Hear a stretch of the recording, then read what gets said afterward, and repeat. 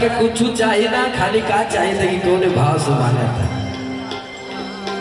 अरे कि ना बंगला ना मोटर ना कार माई हो, अरे पूरा पूरा हाथ उठा के भैया तनी दे दाना, तनी दे दाना या चला के कार माई हो,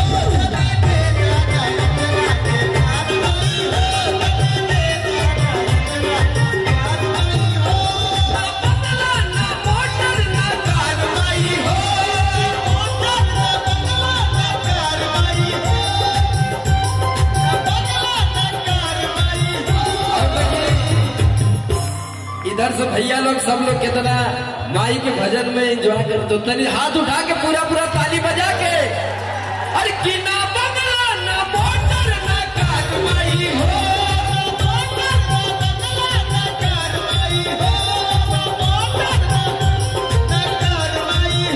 तनी दे दाना या चरा के प्यार माई हो, तनी दे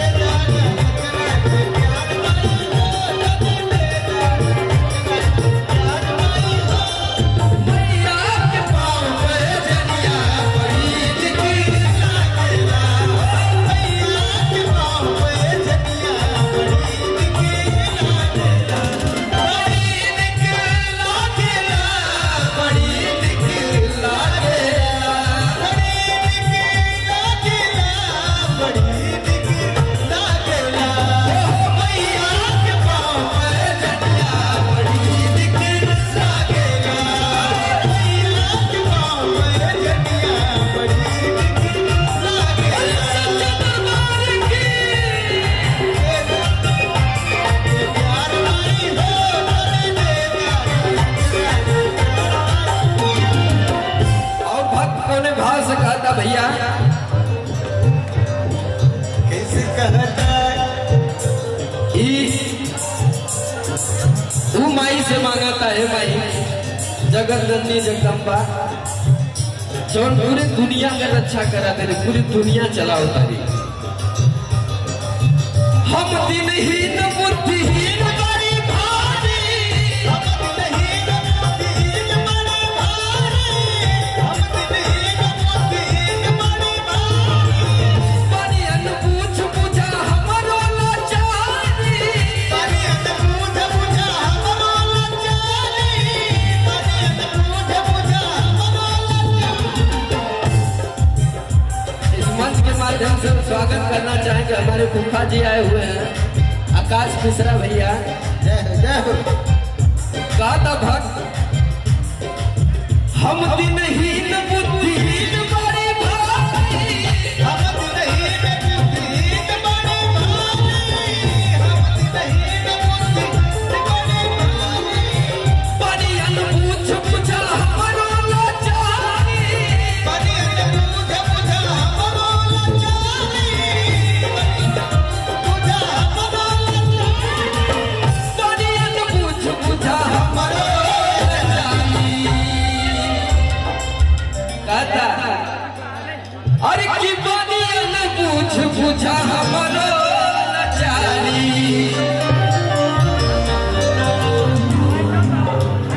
इधर पिता समान बुजुर्ग लोग भी बैठे हुए हैं, आपका भी इस मंच के माध्यम से स्वागत है सभी लोगों का। और कि बनियन पूछ बुझा हमरो लाचारी।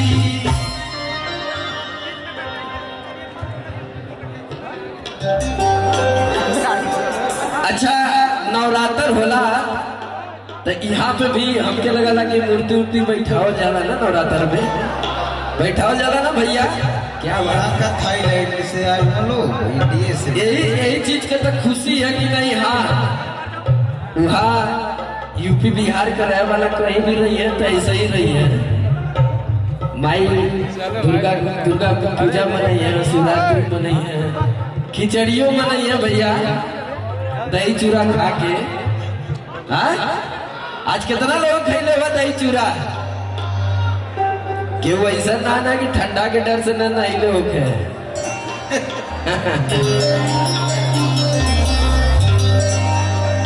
अरे की बनियन पूछ बुझा हमरो लाचारी। कि ना बंगला ना मोटर ना कारवाई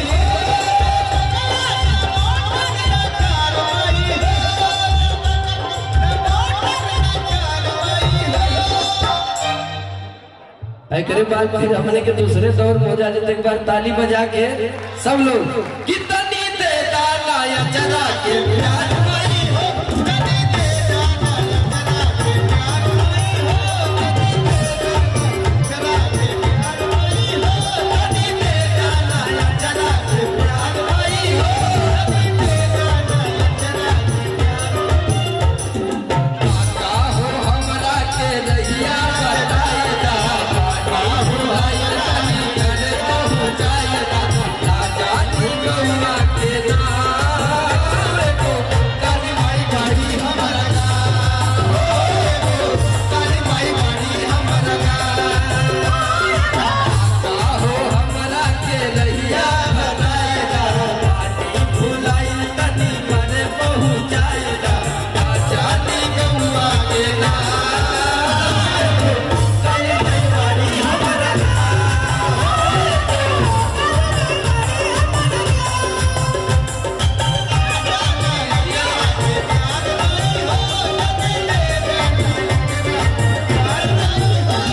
भैया की तरफ से बहुत सारा प्यार आशीर्वाद आया है।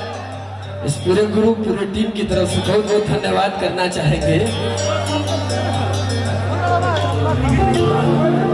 अब हम तो सोचे थे कि हम बुला नहीं काट दो जाने कब शुरू होके ना। हाँ बोला ला भैया। अरे हाँ